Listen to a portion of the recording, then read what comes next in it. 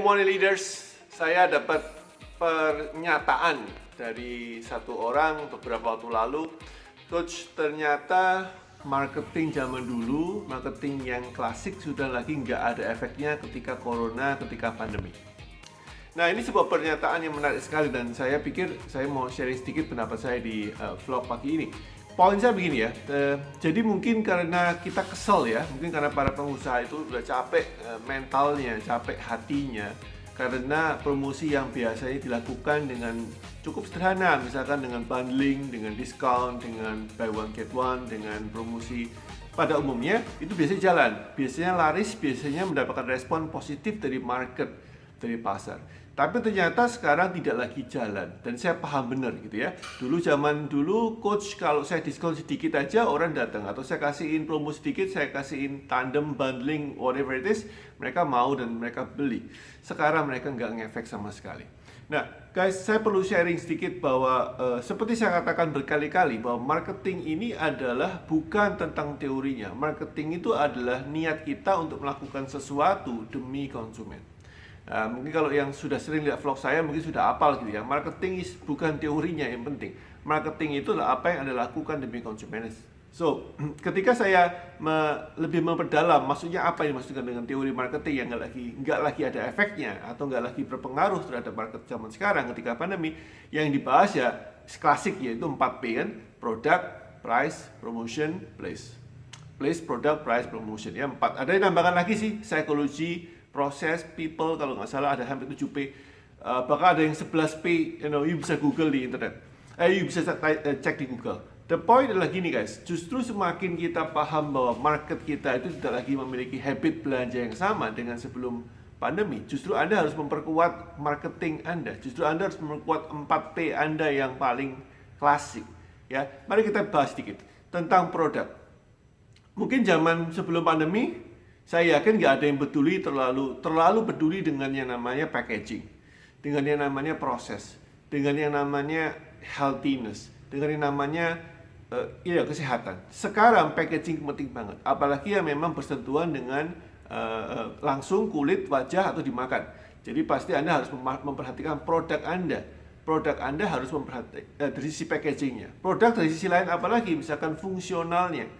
Jadi kalau kita bilang produk ini tidak cuma fisiknya, tapi kan ada emosionalnya, ada sisi fungsional emosionalnya.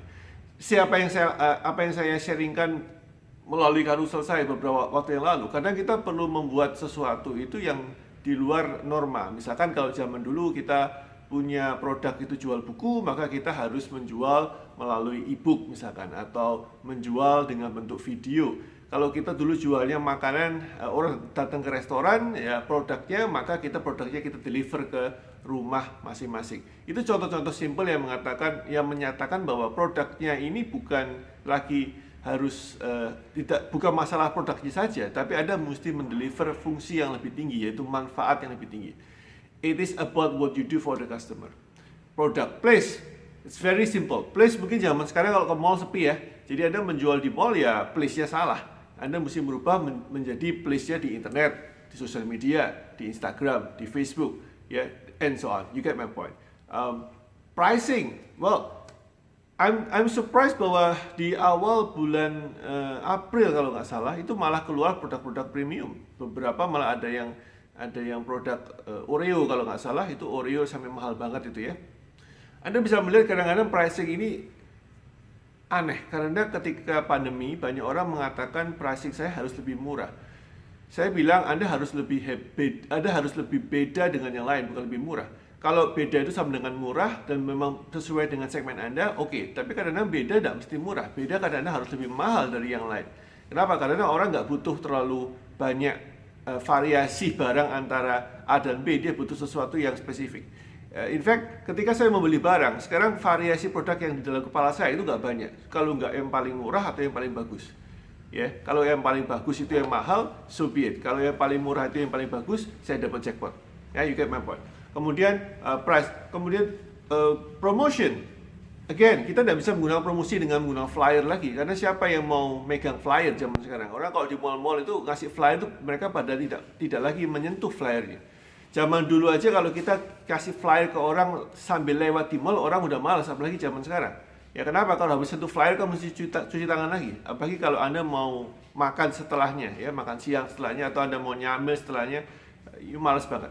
Ya. So the point adalah guys, marketing yang lama itu bukan mati. Marketing yang lama itu bertransformasi sebetulnya. Tetap sama, Anda menggunakan 4P atau 5P atau 6P atau 7P atau 11P.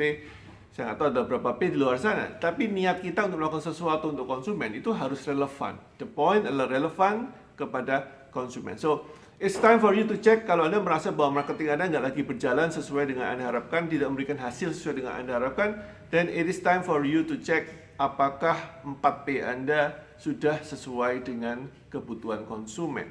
Ya, konsumen sekarang kalau makan juga produknya berubah ya. Kalau dulu makan di restoran, sekarang beli frozen food, beli makanan kaleng. Kalau di luar negeri malahan canned food, itu benar-benar laris banget.